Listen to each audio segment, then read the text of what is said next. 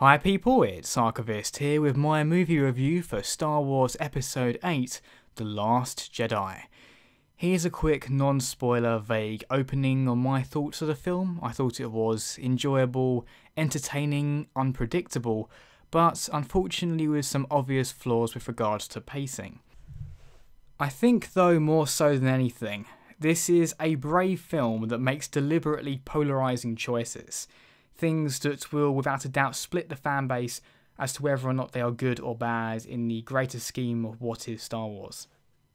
As we move into spoilers, so if you haven't seen the film please do not watch or listen to this part, I want to split it up into what I thought was good about the film, what was bad about the film, and also what I thought was controversial, so things that while I might like, I don't necessarily think everyone will appreciate. So, beginning with the good, so we have a positive start to it. I like the imagery of the film. I think 2 points that really stood out to me was the part where the Resistance ship did a suicide kamikaze attack against Snoke's ship, and it caused this really beautiful looking yet somber visual effect where all the sound was cut and it was just a slow motion, multiple angle shot of this almost black and white look as the hyperdrive space shot went straight through the ship, destroyed multiple ships. And the second thing that really stood out to me was simply the Battle of Crate. The fantastic effect of the salt kicking up as those rusty old ships flew over it, and it created this smoke effect. We've all seen it from the trailers, I think, but it does look gorgeous. I think it's a fantastic looking scene. Also, my pick as the best action scene in the film would be Rey and Kylo against the Praetorian Guards. I thought that was very well done. It was very brutal, I think is what I liked about it. It wasn't elegant necessarily. It wasn't lots of flourish attacks or any real uses of the Force, to be honest. It was more about just angrily hacking down these highly trained bodyguards of Snoke after they had executed Snoke himself. Also, I liked the imagery of the infinite mirrors, although I'm not entirely sure of the meaning, but that's what I liked. So Rey went into this dark side pit on the island that Luke was sitting on, and she saw herself mirrored many times. What I liked about this is that it's not obvious what it actually meant. My interpretation was that it showed many different instances of what a Jedi could be. It's not just the light and the dark, there are several representations of what you are. So you can be heavily light side or heavily dark side, but it's a spectrum. And that's how I viewed that scene. I viewed it as being the spectrum of light to dark. But when I've spoken to other people who've seen that, they thought it was nonsense or they had an entirely different interpretation. And that's what I quite liked. It raises questions. You can either see it, because it wasn't explained necessarily what it meant, but I liked the open-ended nature of the visuals there. I also liked how Rey and Kylo were brought together, so how Snoke connected their minds so that they could talk over vast distances. Not just the concept of what was happening, but again, the visuals of it. You saw these really up-close shots of both actors and you could see the expressive nature on their faces. So although they were literally worlds apart, their emotions were clearly in tune with each other. I also continue to appreciate the fact that practical effects are still used in the films. Not just in terms of the locations, but also the monsters, or I should say the aliens in these films. Not every alien is practical, there are some that are CGI, but the things like the Porgs and even Yoda, which I think might have been a puppet. I'm not entirely sure, I'll need to know about that, but the fact that it's not obvious if he was CGI or a puppet. Obviously there was some CGI involved because he was a ghost, but what it looked like to me, whether this is true or not, but what it looked like to me was that Yoda was a puppet in a separate location that they then superimposed onto the island with the effect of a ghost around him, but I'll have to look up what exactly that was. Either it was that or it was CGI trying to mimic a puppet. But it looked practical nevertheless, and the Porgs were great in their practical element. They fit in quite well. You also had those nun things on the island, but then you had some CGI monsters, especially on the Canto Bight region, that I thought were a bit too wacky. I don't mind having lots of variants of aliens, but some look like they've been done specifically for comic relief, which I'm not a massive fan of. Also, the humour in this film when it works. So there were some bits of subtle humour that I really enjoyed, and my favourite line is when Rey's talking to Luke, and Luke's saying, "I can't train you," and Rey says in response, "You can train me, I've seen your daily routine, you're not busy." Now that is perfect because it doesn't betray the character at all, it's not out of place, it's just a nice little bit of humour. And when you watch or listen to a good comedy, it's the subtle lines like that that make you respect it. The big obvious glaring stuff that kind of distorts the theme or tone of the film as a whole, not so much of a fan of that, but when it's subtle things just thrown in like that, I enjoy. Also, the performances, they were good across the board, but the standouts for me were Mark Hamill, Andy Serkis, Daisy Ridley and Adam Driver, which makes sense, they were at the forefront. I'll describe why for each. Mark Hamill, I think I'd put at the top. I think Mark Hamill is actually better in this film than he is in the original trilogy, which I guess makes sense, he's had many years now to refine his craft. But I thought it was a far more nuanced performance than he gave in any of the original trilogy films. And it'd be interesting to see what people think on this, but I thought his portrayal in this film was vastly superior to what Harrison Ford did for Han Solo in The Force Awakens. But there is another reason for that. The character that Mark is doing here is a very different version of Luke. So what we see here was very new. Harrison Ford was, in a way, sort of doing his best impression of his younger self. So what I saw of Harrison Ford was just a tired version of Han Solo. This was not a tired version of the Luke in the original trilogy. This was almost a different version of Luke. And we'll cover that in much greater detail later on. Also, Andy Serkis as Snoke, although he wasn't in the film for as long as I may have liked, I thought he did a very good job of making Snoke out to be just totally evil and menacing, much like the Emperor, without deliberately copying the acting style there. For Daisy Ridley, there's not a lot I have to say about the way she does Rey. She's just very charismatic and very likeable and very believable. Nothing in particular that stands out, but it's just a quality performance. For Adam Driver, he does a great job of showing the conflict and the, I think, almost schizophrenic nature to his character. He can be very calm and then extremely over the top. Like when he sees the Millennium Falcon and he just goes, "Shoot that piece of junk out of the sky." But then the bit after he's just fought a bunch of Praetorian guards and he's talking to Rey, he sounds very reserved and very calm. So depending on certain things, he can be absolutely triggered into fits of rage or very calm, like surprisingly calm. So that's the good for the film. So now we'll get on to the bad. So although I think the humour could be very good in this film, I also thought it could be very bad. And the absolute worst example of this would be when Luke was milking some kind of space cow. Like, it went on for too long. It was really awkward shot. It looked like the weird alien thing was getting off on it, and it looked at Rey in this really weird way. And I would love it if they just removed that shot from the film when it comes out on Blu-ray, because it just irks me. It's just absolutely off-putting shot. I get it was meant to be off-putting because that was the point of what Luke was doing, but it was just wrong. I couldn't believe that was left in the film. It was disgusting. You know, it just... I get it was meant to be off-putting, but making something that is that off-putting is not worth putting in the film. I know I'm going on about it a bit, but I really disliked it. It's like it is, for me, the worst shot in the whole film. It just was so out of place and so wrong. So, yeah, there's that. And also some of the humour, I'd guess I'm not sure about. So there was one bit very close to the beginning where Poe and General Hux, I think it's General Hux, we'll just call him Hux. Hux was talking to Poe over the communication, and Poe was pretending to be on hold so that Hux wasn't sure if he could actually hear him or not. That's quite funny, you know. It's, you know, when we set up like a video conference and we're not sure if one person can hear the other. That is funny, but this was meant to be a situation where Poe was about to attack a First Order dreadnought. That's meant to be quite a serious thing. And also, not too far down the line from this point, you had what was meant to be a very poignant sacrifice from one of the characters when she died in one of the bombers. And it just made the situation this real cluster of confused tone. So although the joke itself I thought was okay, I don't think it was positioned well. This is why I appreciate it when comedy is subtly implanted into conversation, like, as I mentioned, that moment with Ray.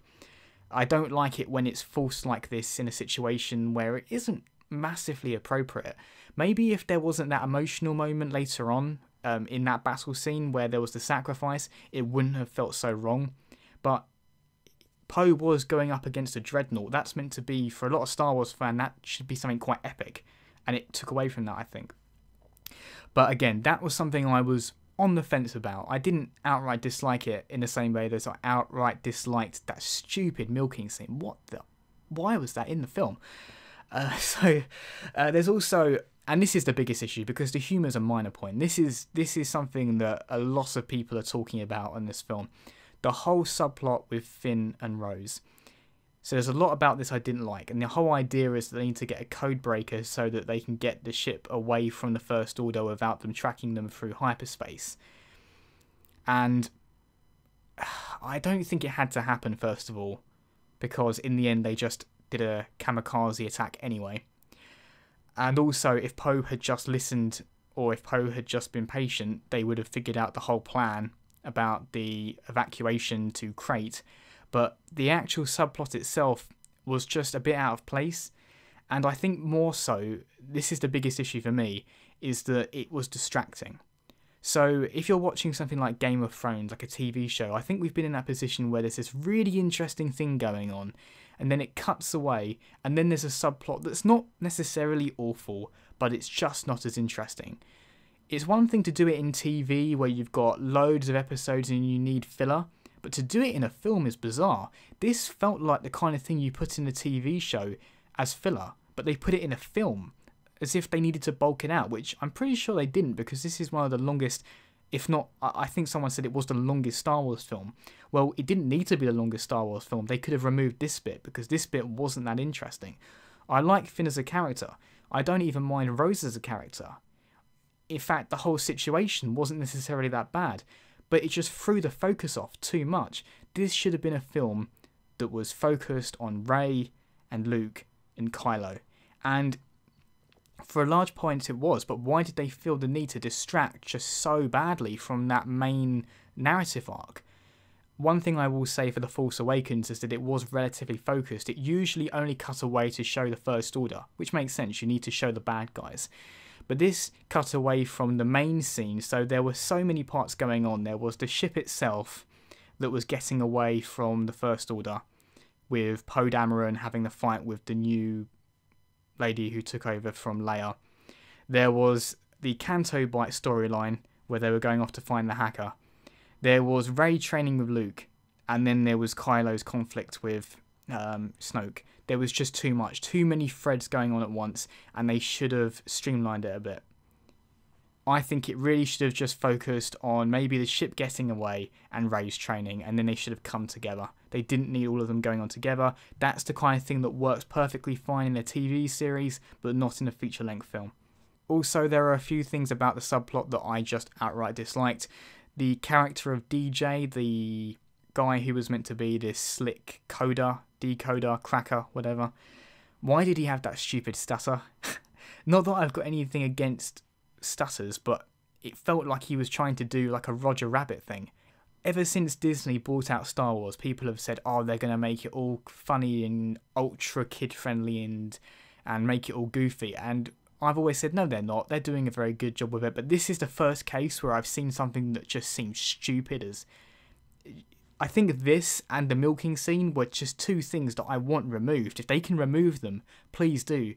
They were stupid flourishes that didn't need to be there, but they really stand out to me for some reason. That stutter, just super out of place and stupid, and the milking scene. Those two things were just so wrong. So those were the only two things I really hate about the film. Also, Leia. I do think that she should have died when the two TIE fighters blew up the bridge. I don't think they should have kept her around. She didn't really serve a purpose. She continued to say things. She continued to have a role in the film, but nothing critical enough that justified her survival. And as a lot of people are saying now, and I have to agree a bit, she did look like Mary Poppins flying through space as she survived. I think she should have died. When I thought she died, when I thought those 2 TIE fighters had blown it up, I thought that was the right way to do it. Yes, it might have been a bit predictable, a little bit cliched, but it worked. The fact that she survived, I thought, was being deliberately unpredictable. So I don't mind it when a film tries to throw off your expectations a bit for the greater good, to serve the narrative. But this seemed like it was just doing it for the sake of not being predictable, not because it served the plot in any way, because Leia's survival didn't, in my opinion, add to the film at all. And now I'll get on to the controversial things that I'm not even sure if I like or dislike. And there are 2 main points here that I'd like to go into some detail on. First of all, there's Snoke's death. This is something that I find myself defending actually more than I go after. So in The Force Awakens, Snoke was built up to be the new big bad. He was this massive character, literally if you look at his hologram, that was in effect this trilogy's answer to Emperor Palpatine. And then in this film we started to see him, and I was almost surprised at the fact that when you see him there is no mystery left, there's no smoke, no epic introduction, you just see him in his throne room. But Andy Serkis does a fantastic job of portraying him, right? He's just an evil guy. He is exceptionally powerful. He can just throw people about. Kylo can't even get near him. He just zaps them and throws them away. He is quite possibly more powerful than Palpatine ever was. But they decide to off him about roughly the halfway point, just over halfway. Maybe at the end of the second act is the way to say it. Which is seemingly a little unsatisfying because there was this massive build-up to Snoke. Who is he? Where does he come from? What's his motivations? How did he train Kylo? How did he convince him to go to the dark side? But none of that is really answered in this film at all. There are no real satisfactory answers to Snoke's character, and he's been killed. Now, what I will defend is his actual death. So some people are saying that how could such a powerful character die so easily? Well, I would liken it almost exactly to how Palpatine died. When Palpatine died, he was obsessed with torturing Luke. He was so caught up in the moment. He was channeling all his dark force energy. He was obsessed, and he didn't think he could be touched. It was his arrogance that was his downfall because he didn't notice Vader grabbing him by the back and chucking him down a pit. In a very similar fashion, this was a situation where Snoke was so certain, so confident that Kylo was going to kill Rey, that he didn't see the lightsaber being manipulated next to him.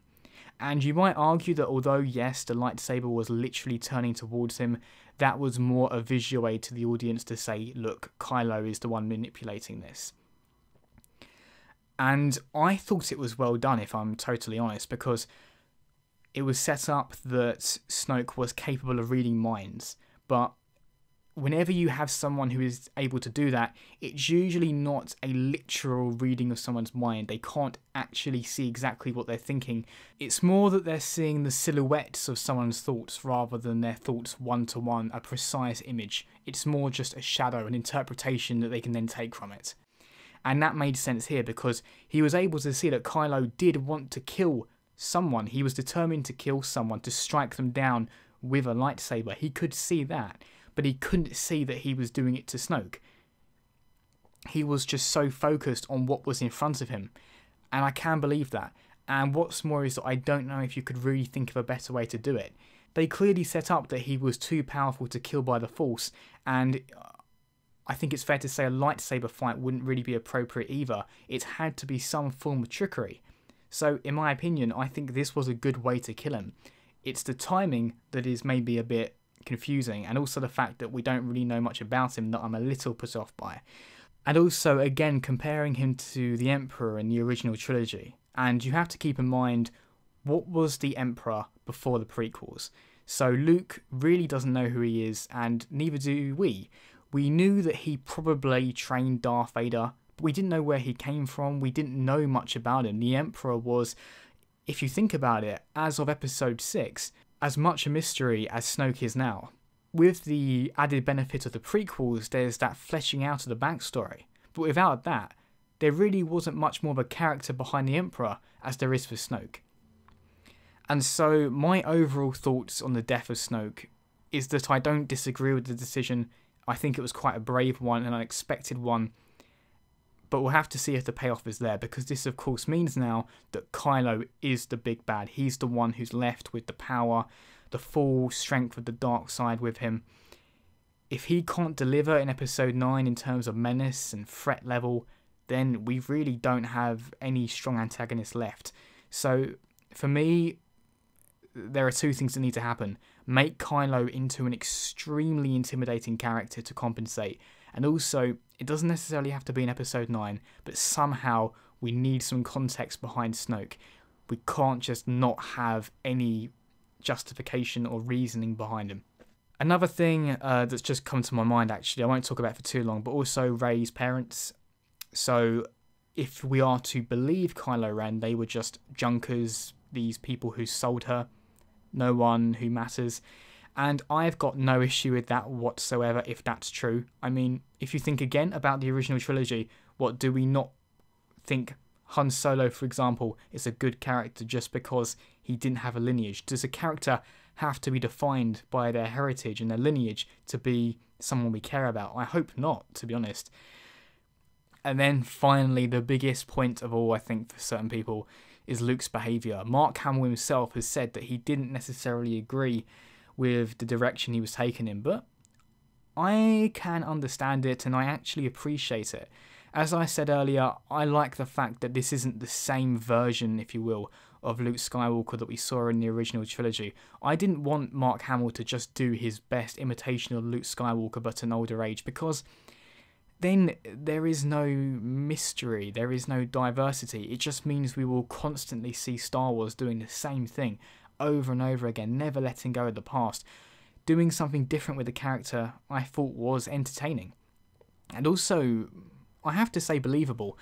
So what it turns out is that Luke is ultimately responsible for making Kylo bad because he considered striking him down in his sleep, but then he decided not to. But because Ben woke up in the middle of the night and saw him standing over him with a lightsaber, he decided to fight back and very quickly brought down the hut on top of him, and then things got out of hand. And so essentially all of this came from a misunderstanding, because Luke wasn't actually going to kill Ben. He had that moment of weakness. Now, again, a criticism of this has been that if you look at the original trilogy, Luke was a paragon for good. He was someone who did things that were beyond light side, you know. Even though his father was one of the most hateful and dangerous characters in the galaxy, he still believed in him, and he risked his entire life just to try and get a chance of turning him to the light side.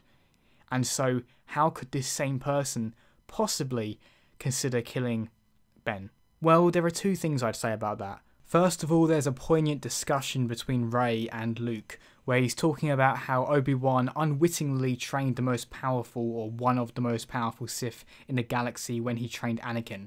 It of course wasn't his intention, but he was the one who trained him in the ways of the Force. And Luke saw himself doing exactly the same thing potentially with Ben.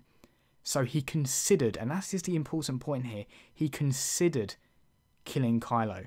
He just had that moment of weakness that makes him human, that makes him relatable. And I can understand that, and I don't have an issue with that, and I don't think it betrays his character. It totally reverses his character, but for a reason that I personally thought was believable. I think I might have had an issue with it if they hadn't of made that second flashback where it was revealed that it was just a moment of weakness.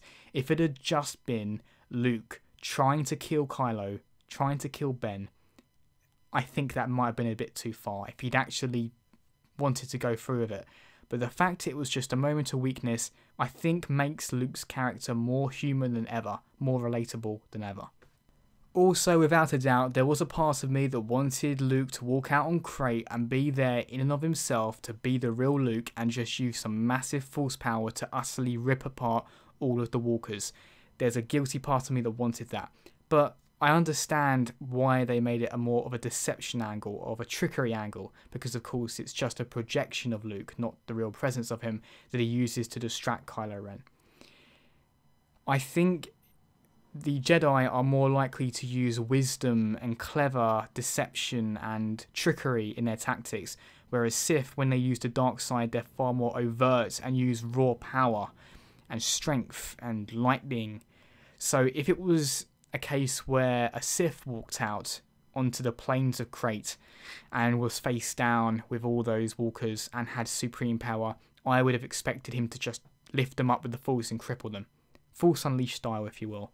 But the fact it was a Jedi, I can understand why they just went for the deception angle where he was just a projection. I respect it, even though there is a part of me that wanted to see some epic display of the Force from Luke, because I remember in the extended universe before it became non-canonical, Luke was essentially a god with his power. I also quite liked the battle between Kylo and Luke. It was very much in the style of a samurai showdown. There wasn't an epic clash, an epic battle, highly choreographed. It was more about the tension. However, I will say I really want there to be a full-on, highly choreographed fight between two lightsaber wielders, so it's going to be Rey and Kylo, really, in Episode 9. Now it's the time for Disney to just get their huge budget and say, let's go for a proper, highly choreographed prequel-style fight that's going to top Darth Maul versus Obi-Wan and Qui-Gon. Let's go for something utterly insane now. So, those were my thoughts on The Last Jedi. I deliberately waited a bit before commenting on this film because a lot of the stuff I watched had to sink in. I don't think it's a film I'll be seeing twice in the cinema. I think I'm happy to wait now until the Blu-ray release. There were strengths, there were weaknesses. It'll be interesting to see where the series goes next. If you made it this far through this long and rambling review, thank you very much for taking the time to listen, and I will hopefully see you next time.